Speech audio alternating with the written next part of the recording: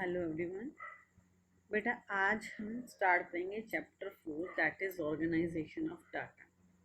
क्या organization of data means how to arrange the data. ठीक है। ऑर्गेनाइजेशन का मतलब होता है संग्रहण आंकड़ों का। प्रॉपरली हम उनको इस तरीके से प्रेजेंट करें कि वो हमारे लिए यूजफुल हो जाए। Organization, it refers to arrangement of figures in such a form that comparison becomes easy and conclusions can be drawn. Organization का मतलब होता है कि डाटाज और फिगर्स को इस तरह से अरेंज करना, इस तरह से फॉर्म करना कि कंपैरिजन करना जो है वो डाटाज में कंपैरिजन करना आसान हो जाए। Clear? Organisation means arrangement of figures, figures को इस तरह से अरेंज करना कि उनका कंपैरिजन आसान हो जाए और कंक्लूजन्स कैन बी ड्रॉन, और हम किसी निष्कर्ष पर पहुंचे, हम रिजल्ट बना सकें। जब हम कंपेयर करते हैं तो उसके बाद हमें रिजल्ट क्लियर हो जाए। नेक्स्ट बेटा, classification. It is the process of arranging things in groups और classes according to their resemblance. It is the process of arranging things. Classification of data का क्या मतलब है कि ये वो प्रोसेस है जिसमें हम डाटा को ग्रुप्स में या क्लास में इस तरह से शो करते हैं जिससे कि हमें क्लियर हो जाता है कि डाटा क्या शो कर रहा है, डाटा क्या रिप्रेजेंट कर रहा है, उस डाटा में क्या दिखाया जा रहा है। क्लियर? क्लासिफिकेशन का मतलब होता है डाटा को इस तरह से अरेंज करेंगे ग्रुप्स में या क्लास में जिससे ये क्लियर हो जाएगा कि वो शो क्या कर रहा है, रिजम्बलेंस क्या है, यानी कि वो डाटा के जरिए हम क्या बताना चाहते हैं। That is classification and it is important part of organisation of data. क्योंकि जब तक प्रॉपरली ऑर्गेनाइज नहीं किया जाएगा, क्लासिफाई नहीं किया जाएगा डाटा को, तब तक वो प्रॉपरली ऑर्गेनाइज्ड नहीं होगा। ये कई बार क्लासिफिकेशन इतना पुअर होता है कि रिजल्ट पे हम पहुंच नहीं पाते हैं। So it is also an important part of the organisation of data कि हम डाटा को किस तरह से क्लासिफाई कर रहे हैं। फिर आते बेटा कि ऑब्जेक्टिव्स ऑफ क्लासिफिकेशन। क्लासिफिकेशन के ऑब्जेक्टिव्स क्या हैं या ऑर्गेनाइज करने के ऑब्जेक्टिव क्या हैं। सिंप्लीफिकेशन। जब हम डाटा को ऑर्गेनाइज करते हैं तो डाटा सिंपल हो जाते हैं और उसे समझना आसान हो जाता है। First point, simplification.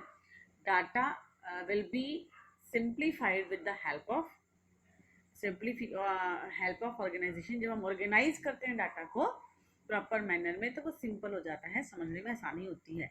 सेकेंड है यूटिलिटी। वो हमारे लिए ज़्यादा यूजफुल हो जाते हैं, उपयोगिता बढ़ जाती है, यूटिलिटी इंक्रीज हो जाती है जब डाटा ऑर्गेनाइज्ड फॉर्म में होते हैं। जब डाटा को प्रॉपरली ऑर्गेनाइज किया जाता है तो वो ज़्यादा बेनिफिशियल होते हैं, ज़्यादा यूजफुल हो जाते हैं, क्योंकि उससे हम इंस्टेंटली किसी भी रिजल्ट के ऊपर पहुंच सकते हैं। थर्ड है कंपैरेटिबिलिटी। कंपैरेबिलिटी मतलब जब आपका डाटा ऑर्गेनाइज होगा तो आप ये आसानी से, या क्लासिफिकेशन जब डाटा का होगा तो आप आसानी से ये समझ पाएंगे, जब कोई भी किसी भी दो चीज़ों में कंपेयर करना आपको आसान हो जाएगा। डाटा में you can easily compare the data. जब कंपैरिजन ऑब्जेक्टिव क्या है कि जब डाटा क्लासिफाई किया जाता है तो उससे हम आसानी से कंपैरिजन कर सकते हैं।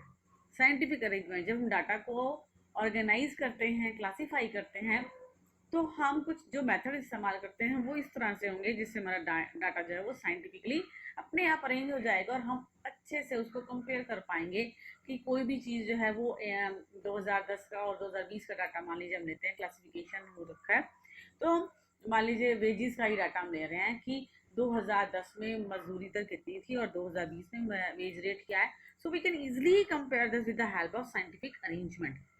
नेक्स्ट है अट्रैक्टिव एंड इफेक्टिव। डाटा जो है वो अट्रैक्टिव हो जाता है और इफेक्टिव हो जाता है। अट्रैक्टिव, एक लुक में ही आपको कंपैरिजन समझ में आ जाता है, पता चल जाता है आपको। एंड इफेक्टिव, इफेक्टिव का मतलब आप आसानी से उसको समझ सकते हैं, वो प्रभावशाली हो जाता है, तो उसका इम्पैक्ट होता है। जब आप एक बार डाटा को देखते हैं, कंपैरिजन को देखते हैं, तो it will be more clear to you how it is classified, what is the motive of the data, कि ये डाटा जो कलेक्ट किया हुआ है उसका मेन मोटिव क्या है, वो क्या शो कर रहा है। It becomes more attractive and effective.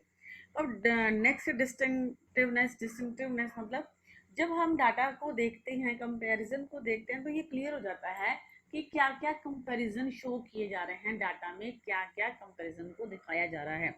Distinctiveness होती है डाटा को कंपेयर करके दिखाना। ये पता चल जाता है डिस्टिंक्ट क्या है, यानी कि किस तरह से एक डाटा जो है वो अलग है। Characteristics of good classification. अब एक अच्छे डाटा के क्लासिफिकेशन की क्या क्या कैरेक्टरिस्टिक्स होती हैं। First of all, comprehensive. Comprehensive का मतलब डिटेल्ड। डाटा जो है वो डिटेल्ड फॉर्म में होना चाहिए ताकि आसानी से समझ में आ सके, कोई भी पॉइंट छूटना नहीं है जिससे कि हमें बाद में परेशानी ना हो, क्लियर हो जाए डाटा से, डाटा को देखने के बाद कि उसमें क्या है, इसलिए कॉम्प्रीहेंसिव होना चाहिए। नेक्स्ट है क्लैरिटी। अच्छे क्लासिफिकेशन के ये फीचर्स होते हैं कि डाटा जो है वो मोर क्लियर होता है। It exactly we reach to the results after watching the data. कि हमें क्लैरिटी देख के हमें डाटा से ये क्लियर हो जाता है कि क्या डाटा में शो किया जा रहा है। डाटा जो है क्लासिफिकेशन जो है वो बिल्कुल क्लियर होना चाहिए, कोई भी पॉइंट जो है वो छूटना नहीं चाहिए। होमोजेनिटी। सिमिलर डाटा का इस्तेमाल करना चाहिए, यानी कि अगर हमें बर्थ रेट जाननी है तो टोटल फूड प्रोडक्शन कितना है, हम इस चीज़ को अगर ले रहे हैं तो उसका उससे कोई लिंक ही नहीं है। अगर हम डेथ रेट, बर्थ रेट के बारे में या इंक्रीज इन पॉपुलेशन के बारे में जानना चाहते हैं तो कंपोनेंट्स क्या होंगे हमारे, डेथ रेट, बर्थ रेट और माइग्रेशन। हम ये नहीं पढ़ेंगे उसमें कि वेज रेट क्या थे, अब क्या हैं, और 2010 में वेज रेट क्या थे। सो होमोजेनिटी होनी चाहिए, यानी कि डाटा जो है वो सिमिलर होने चाहिए। A good classification must have homogeneity. Next है suitability.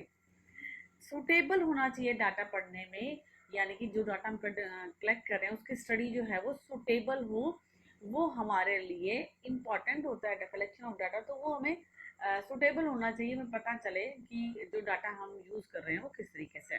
Elastic. Flexibility should be there. Data जो है वो इलास्टिक होना चाहिए, यानी कि अगर उसमें कुछ और चीज़ें अरेंज हम करना चाहते हैं और कुछ चीज़ें ऐड ऑन करना चाहते हैं तो ईजिली ऐड ऑन हो जाएं, और अगर हम उसमें कुछ मॉडिफिकेशन करना चाहते हैं तो वो भी हम कर सकते हैं। इस तरह से data should be elastic, flexibility होनी चाहिए डाटा में। क्लियर हो गया बेटा? अभी तक हमने क्या, objective organisation of data, it mean selection of data, जिससे कि हम डाटा को कंपेयर कर सकते हैं और एक रिजल्ट पे हम पहुंच सकते हैं।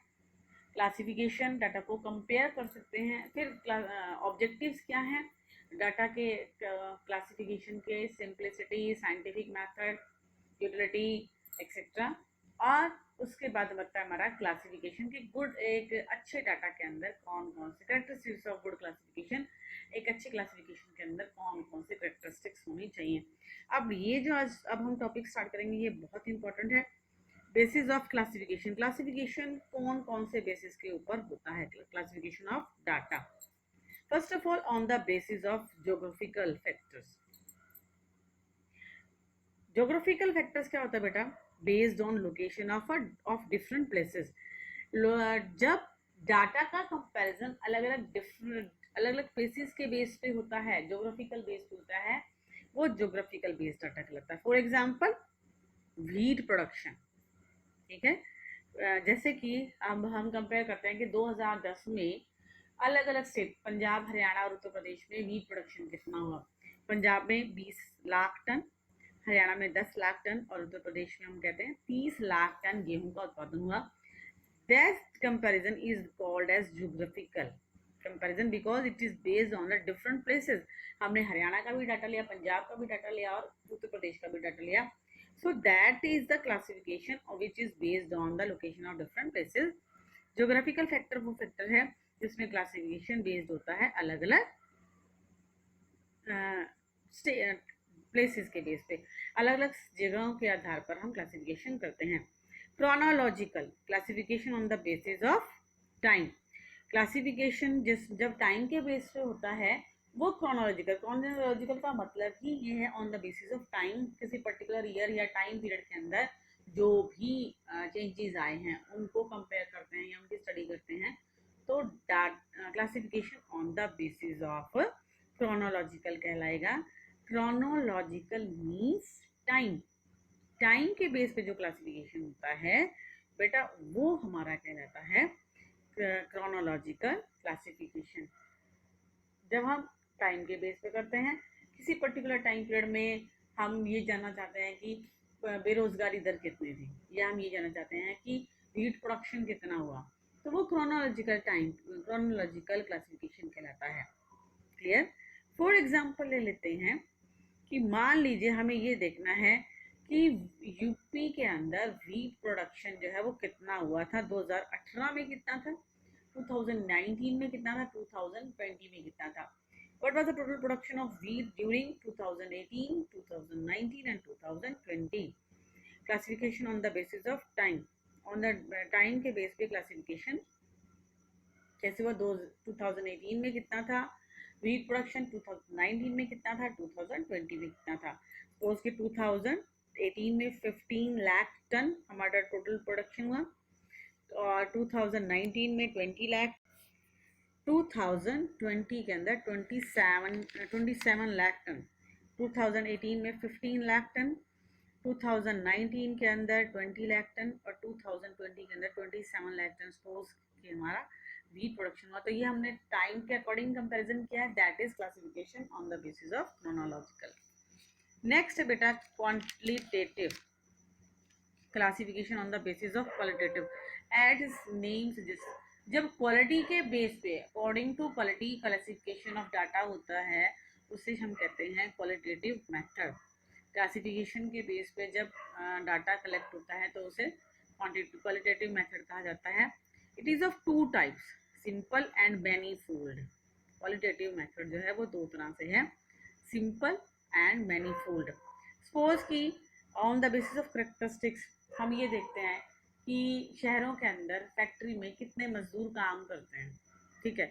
तो मजदूरों का हम क्लासिफिकेशन कर लेते हैं स्किल्ड और अनस्किल्ड के बेस पे कि कितने स्किल्ड लेबर हैं और कितने अनस्किल्ड लेबर हैं। जब हमने केवल स्किल्ड और अनस्किल्ड लिया, क्लियर, तो वो हमारा सिंपल क्लासिफिकेशन है, ठीक है। Classification on the basis of quality is known as qualitative classification of data. जब हमने सिंपली डाटा का कलेक्शन किया है on the basis of characteristic, हमने क्लासीफाई कर दिया करेक्टरिस्टिक्स के बेस पे। हमने किसी भी शहर के अंदर फैक्ट्री में काम करने वाले मजदूरों को दो कैटेगरीज में बांट दिया, एक तो स्किल्ड लेबर, दूसरा अनस्किल्ड लेबर। ये है सिंपल, हमने इतना ही करके छोड़ दिया, तो ये सिंपल क्लासिफिकेशन ऑफ क्वालिटीज हो गया। अब दूसरा अगर हम लेते हैं manifold, more than one characteristics. Manifold के अंदर होता है जब एक से ज़्यादा करेक्टरिस्टिक्स को हम क्लासीफाई करते हैं, वो है हमारा manifold characteristics, manifold qualitative manifolds qualitative classification. For example हमने स्टडी किया वर्कर्स को, ठीक है, कि एक किसी शहर के अंदर जो फैक्ट्री में वर्कर काम करते हैं उसमें कितने स्किल्ड हैं अनस्किल्ड हैं, यहाँ तक हो गया हमारा सिंपल। अब स्किल्ड में हम ले लेते हैं कि स्किल्ड में भी कितने लिटरेट और कितने इलिटरेट हैं। कई बार ऐसे भी बहुत सारे ऐसे लोग होते हैं जो पढ़े लिखे नहीं हैं, लेकिन वो उनका काम जो है लेबर जो है वो काम करते हैं, वो पढ़े लिखे लोगों से ज़्यादा अच्छे तरीके से वो कर पाते हैं। जैसे बिजली का काम, जितने भी इलेक्ट्रीशियन हमारे आसपास में दुकानदार हैं, do you think so they are having the degree of B Tech? I don't think so कि वो बीटेक किया हुआ होगा, उन्होंने बीटेक की डिग्री होगी इलेक्ट्रॉनिक्स की उनके पास, नो।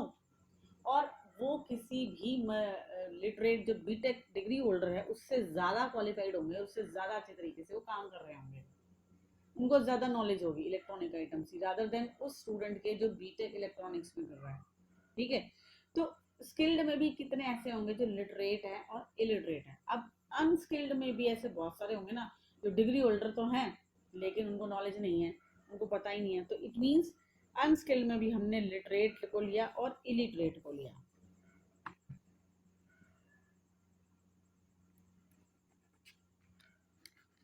हमने दो ले लिए, लिटरेट और इलिटरेट।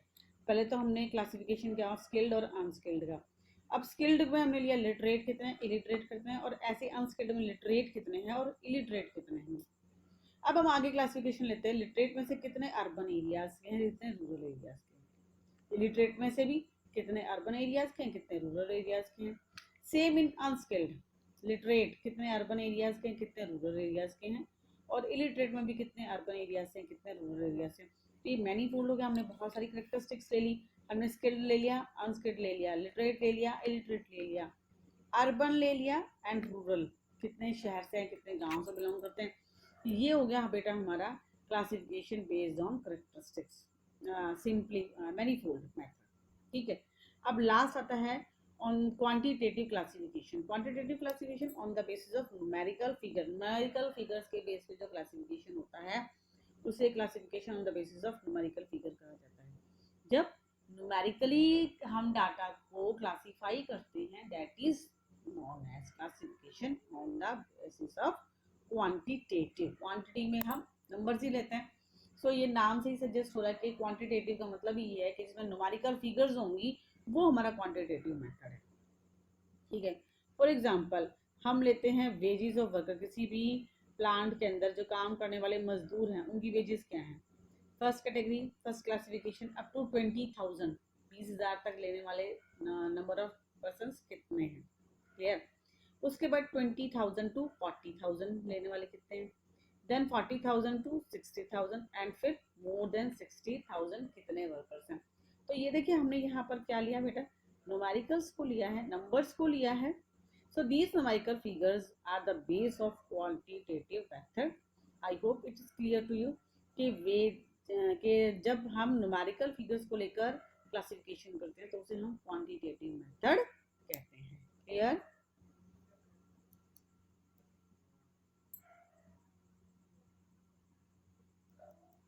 हमने 4 मेथड किए। On the base geographical method, जिसमें हम particular location of different places को स्टडी करते हैं, क्लासिफिकेशन करते हैं। Chronological on the basis of time.